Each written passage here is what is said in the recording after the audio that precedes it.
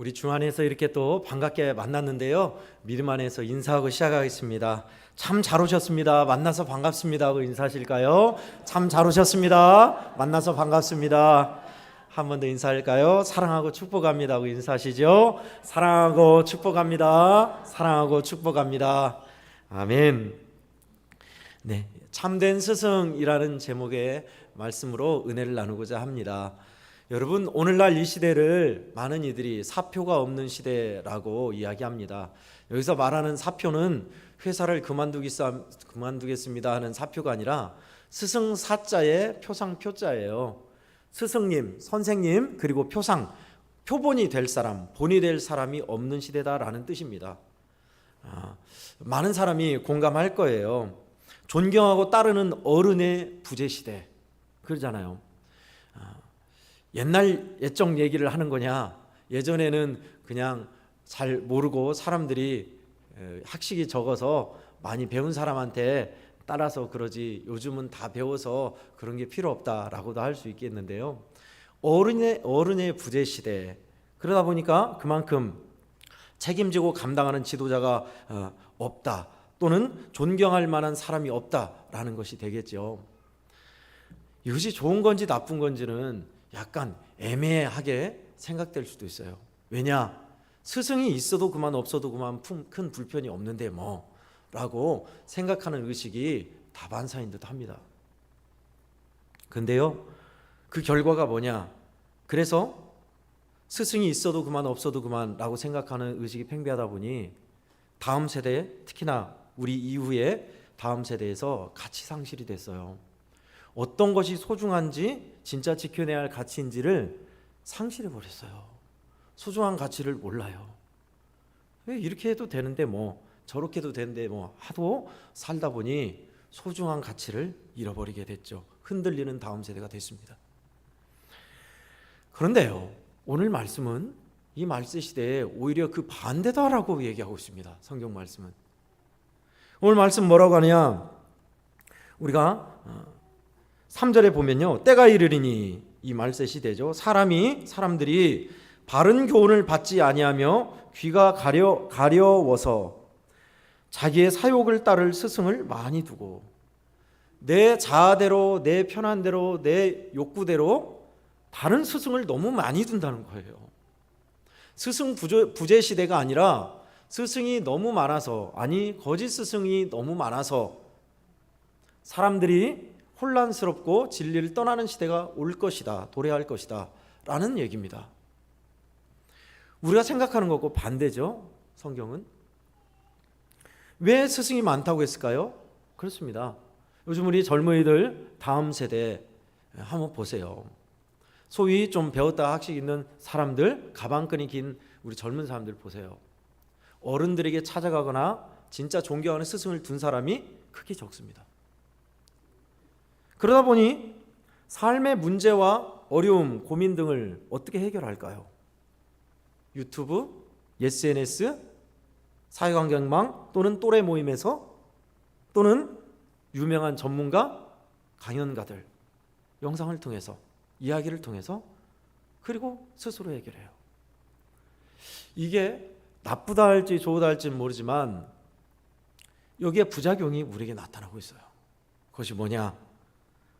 그렇게 자기 각계 방식으로 각자 도생을 하고 스스로 해결하면 스승이 있어도 그만 없어도 그만이겠지만, 그러다가 참 스승을 놓치게 되고 또 엄청난 시행착오를 대가를 치르게 되어 있습니다. 그 시행착오의 대가가 뭘까요? 오늘날 이 시대에 우리 한국의 사회를 보면 압니다. MZ시대가 정치에 대해서 좀 더 깊게 생각하지 못하고 위에서 겪어왔던 정치의 시행착오와 우리가 체감했던 교훈을 알지 못하니 현혹되어서 좋은 정책에만, 인기에만 찍었더니 이제 혹독히 대가를 치르고 있습니다. 우리가 반드시 알아야 할 게 있어요. 그동안 어른들이, 스승들이 걸어왔던 길은 우리 젊은 세대가 했던 것 똑같이 경험했던 농축된 지혜가 있는 겁니다. 근데 그것을 이런 방식도 되는데 뭐 그 방식은 옳지 않아 라고 생각하다 보니 어마어마한 이제 대가를 치러야 돼요. 역사의 후퇴, 치러야 할 대가. 그렇습니다. 그게 스승이 없는 시대의 큰 치명적인 우리가 치러야 할 어려움입니다. 자, 그렇다면 오늘 이 시대에, 말세 시대에 스승이 너무 많아서 문제인데 참된 스승을 우리가 어디에서 찾아야 할까요? 물론 이제 우리가 스승을, 좋은 어른을 찾기 나름입니다. 부재하지 않아요. 있어요. 근데 그런 분들은 드러내지 않습니다. 안목 있는 사람만이 좋은 스승에게 배울 수 있는 거예요. 성경은 오늘 우리에게 좋은 스승을 제시하고 있습니다. 이 어렵고 혼란스러운 시대에, 말세 시대에 참되고 좋은 스승. 요한복음 14장 26절에서 주님은 우리에게 그렇게 가르쳐 주셨습니다. 내가 스승이다 라고 하신 주님 말씀도 있지만, 내가 주와 스승이 되어 너희의 발을 씻겼으니 너희도 이와 같이 하라 하신 주님 말씀도 있지만요, 주님이 떠나시기 전에 하신 말씀이 있어요. 요한복음 14장 26절을 제가 봉독해 드리겠습니다. 보혜사 곧 아버지께서 내 이름으로 보내실 성령, 그가 너희에게 모든 것을 가르치고 내가 너희에게 말한 모든 것을 생각나게 하리라. 아멘. 보혜사 성령의 지시를 따르라 라는 것입니다. 참된 스승, 우리가 믿고 따를 스승 따라하겠습니다. 보혜사 성령의 지시를 받으라. 아멘. 보혜사 성령이라는 것이 그게 무슨 말이냐 해서 헬라어 원어를 주로 했는데, 저는 이 한문 원어가 더 의미가 깊은 것 같아요. 보혜사 한자입니다. 무슨 한자일까요? 처음에 보자는 지키다, 보호하다 뜻이에요. 보물, 보배라는 것이 아니라 지켜주다, 보호해주다라는 뜻이에요. 보호하시고, 그 다음에 해자는요, 은혜 해자입니다. 은혜를 베푸시는 이. 그리고 마지막 사자는요, 스승사. 지키시고 은혜를 베푸시며 가르쳐 주시는 분, 누구라고요? 성령이시단 거예요. 보혜사 성령. 주님이 그렇게 언급하셨어요. 우리에게 가르쳐 주셨어요. 예수님이 승천하고 그가 오실 것이다. 보혜사 성령이 오시면 너희로 하여금 내가 너희에게 가르친 것을 생각나게 하고 너희를 인도하고 가르쳐 줄 것이다 라고 주님이 우리에게 말씀하신 내용입니다. 여러분, 성령이 진정 여러분의 스승이신지요? 성령께서 내 마음에 하자 하시는 대로 잘 따라서 배우고 그대로 행하여서 성령의 보호하심과 은혜 안에 있는 사람, 성령을 스승 삼고 사는 사람이에요. 우리가 말씀 후에 부르겠습니다마는 찬송가 453장 2절은 그렇게 이야기하고 있습니다. 그렇게 가사가 나와 있어요. 성령이 스승 되셔서 진리를 가르치시고 거룩한 뜻을 깨달아 예수를 알게 하소서. 내 평생의 소원, 내 평생의 소원, 대속해 주신 사랑을 간절히 알기 원하네. 아멘. 성령이 스승 되셔서 진리를 가르치시고 거룩한 그 말씀을 깨달아 예수를 알게 하소서. 아멘. 아멘이죠. 그래요. 성령이 우리의 스승, 참된 스승이 되셔야 돼요. 주님의 영이 우리에게 오셔서 우리를 가르치시고 인도하신 것이 성령이 하시는 일이에요. 그런데 성령을 따르지 않으면 우리는 그대로예요. 진짜 스승을 잃어버리고 믿음의 길을 잃어버리고 엄청난 대가를 치러야 돼요. 성령 안에서 사는 사람들, 성령의 뜻에, 성령이 내 마음을 감동하심에 민감한 사람들, 성경에 나와 있는 하나님의 사람들은요, 다 하나도 빠짐없이 하나님의 말씀, 성령이 이끄심에 민감했어요. 따르는 성령의 사람들이었습니다. 하나님의 신에 감동된 사람들, 하나님의 영을 따르는 사람들, 성령 사람이에요. 저와 우리 애한원교회 성도들은 우리의 믿음의 모든 여정에 성령을 스승 삼고 주의 영이 가르쳐 주신 대로 인도함 대로 살아가셔서 올바른 믿음의 길을 복되게 걸어가시기를 축원합니다. 아멘. 두 번째는요, 직무를 다하라입니다. 따라하겠습니다. 직무를 다하라. 우리 5절 함께 읽겠습니다. 시작. 그러나 너는 모든 일에 신중하여 고난을 받으며 전도자의 일을 하며 너의 직무를 다하라. 아멘. 직무, 사명, 맡기신 일을 다한다는 것, 그것은 우리에게 있어서 충성된 것입니다. 충성되다라는 헬라의 원어는 말씀드렸듯이 피스티스입니다. 페이스풀, 믿음직스럽다, 믿음이란 뜻입니다. 이 의미는 제가 자주 인용하는 이 말 하나면 여러분이 딱 이해할 거예요. 어이, 내가 귀한 일을 맡기고 싶은데 믿을 만한 사람 좀 소개해 주소 할 때 믿음직스럽다. 이 말은 뭐예요? 이게 그래요. 틀림없는 사람, 믿고 맡길 수 있는 사람, 충직한 사람이란 뜻이에요. 거기서 피스티스, 그런 의미입니다. 충성, 직분을 다하다, 감당하다, 충직하다라는 것은 믿음직스럽다라는 겁니다. 저 사람은 믿을만해, 믿고 일을 맡길만해, 그런 사람 말입니다. 여러분, 이 고난의 시대에 본문에서는 사도 바울 선생이 감옥에서 이제 죽음을 얼마 남겨두지 않고 그의 애제자인 디모데에게 쓴 서신이에요. 어느 시대예요? 로마 시대예요. 극히 박해와 어려움이 있었던 시대, 예수 그리스도를 나의 주님이라고 인정하고 끝까지 믿음을 지키면 목이 달아났던 시대, 그 시대에 제자에게 감옥에서 죽음을 앞두고 썼던 서신이에요. 주의 성령이 그를 감동하사 디모데와 믿음의 사람들에게 쓴 내용이에요. 성령이 우리에게, 당시 사람들에게 무엇을 가르치고 있는가요? 모든 일에 많은 스승이 있고 혼란스럽겠지만 깊이 생각하고 진중히 생각하고 직무를 다하면서 고난을 감수하라. 5절이 그 내용이에요. 주님을 배반하지 말고 끝까지 충성스럽게 우리 주님께서 기뻐하는 일, 직무를 감당하라. 자리를 지켜라. 주님을 배반하지 말아라. 전옥표라는 박사님이면서 장로님이시던가 아마 그런 것 같아요. 우리 한국에서 100만 부만 팔려도 어마어마하게 팔린 책입니다.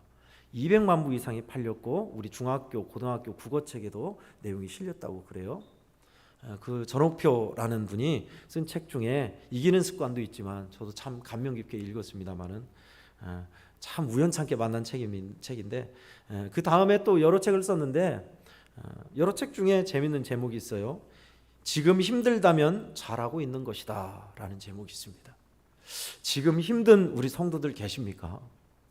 잘하고 있는 것이다 라고 이야기하는 거예요. 내용을 살펴봤더니 우리 인생은 성공을 향해 달려가는 것이 아니라 성숙을 향해 달려간다라고 하고 있어요. 인생이 성숙하기 위해서는 고난과 어려움을 감수하며 통과해야 하는데 그것은 우리에게 고통을 동반한다는 거예요. 힘들다는 거예요. 그런데 그 힘듦에 져서 편안함만 따라가면 우리는 성장할 수 없는 거예요. 성숙할 수 없는 거예요. 올바른 길 가보세요. 정도를 가보세요. 그것은 어느 일이건 힘이 들어요. 그러나 그 일을 통해서 우리는 믿음의 근육이 생기고 인생의 근육이 생기고 성숙한 인생이 되는 거죠. 여러 이야기를 많이 쓰고 있어요. 저도 읽어보겠다 했는데 아직 못 읽어봤어요. 내용만 잠깐 봤어요.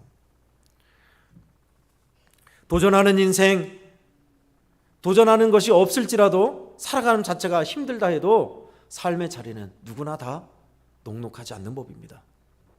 힘든 거죠. 올바른 길 지켜내야 할 것 지키다 보면 힘들 수밖에 없습니다. 그런데 그 힘듦을 외면하면 우리는 성장하지 못해요. 성숙하지 못해요.